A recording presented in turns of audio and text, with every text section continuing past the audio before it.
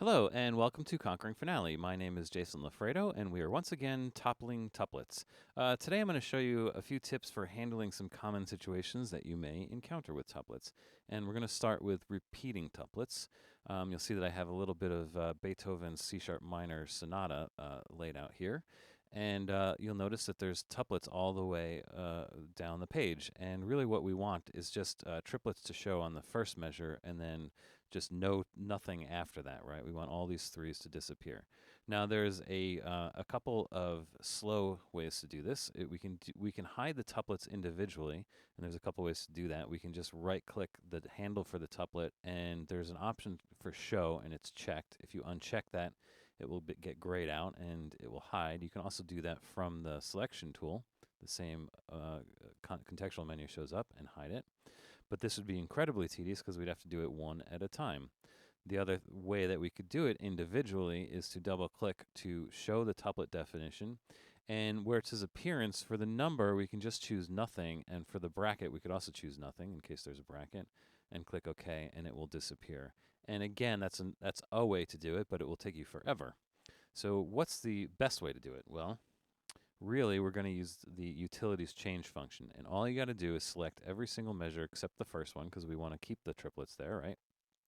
Utilities, change, tuplets, and then just like we did individually, we'll change number from no change to nothing and shape from no change to nothing. All right, and basically they will all disappear. All right, and you'll notice that it does it on layer 1 in the right hand, on layer 2, it does it in the left hand. If there was triplets in layer 2 in the left hand, it just does it everywhere. So that's the absolute quick way to do this. It takes a couple seconds, and you're good to go. All right. Another thing that might occur if you happen to write a lot of vocal music, lyrics will always collide with triplets. It's always a problem, or with tuplets. And you'll see that I've got a situation set up here that does just that. And there is a couple ways to fix this, and I'm going to show you again the wrong way and why it's wrong. Again, we know that we can flip tuplets by just selecting the handle and pressing F. But if you're paying attention to the first video, you know that the problem with this is that what I've done is flipped it from stem beam side to note side, right? I haven't flipped it to above because when the tuplets in their default state are set to stem beam side, F is only going to toggle between stem beam side and note side, stem beam side, note side, right? Now, we can do this, and that's fine. We can do it individually and set them all to go above, but again, that would take a long time. But there's yet another problem with that, and remember that every other tuplet here, this one's set to stem beam, this one's set to note, stem beam, note side, right? This will present a problem if, for some reason, you needed to transpose the part.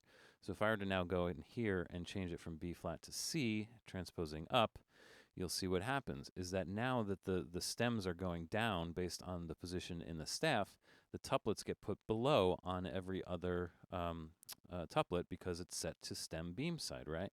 So that's a problem. So really what we want to do is set all of these tuplets to above, and when they're set to above, they will show above whether or not the stem is above or the stem is below, right? And again, we could do this individually with every single tuplet. We can change it from stem beam to above and go about our business that way. And obviously nothing will change there because it already is above in that situation. But here, putting it above would change it to above, right? And again, we can do that individually on every single tuplet, and that would prevent the problem of the transposing, right? However, that's tedious, right? So again, simply a matter of selecting all, selecting the entire vocal staff, utilities, change, tuplets, and placement above, right? And now they will all appear above, and we won't have the problem that occurs if you transpose and the stems flip, right? So now we can go to C major, transpose up, and you'll see that the triplets will all stay above regardless of which direction the stems are going. All right? So that's the best way to handle that particular situation. And finally, when you're dealing with rhythmic notation, like I have here in the piano part, the stems will always go down in rhythmic notation, and that would mean that the tuplets would be below on the stem side, right? And this is all well and good if you happen to put your chords above the right hand of the piano staff. If you're someone that likes to see the chords in between the piano staffs, it will become a problem. As you can see here, they conflict with the tuplet brackets.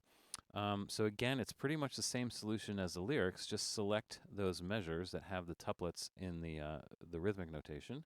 Utilities, change tuplets, change to above, and that will flip all those tuplets to the above position for the rhythmic notation. Now there is another solution to this that's a little bit different. The rhythmic notation can actually be changed, and if we just double click in the line there to get the staff style to appear, we can actually redefine this rhythmic notation, and under where it says alternate notation, this is where the rhythmic notation is set.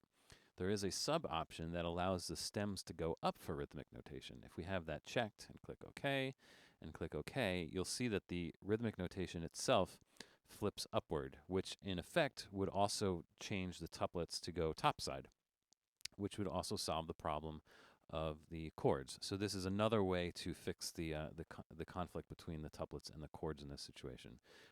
You may or may not like the fact that the slashes are now going up, but that is one possible way to do it as well. All right, so hopefully this has helped. I gave you a couple solutions for tuplets, and hopefully that will help. I think that's it for the Toppling Tuplet series, and so come back and we'll start another series soon. Thanks for watching, and I'll see you then.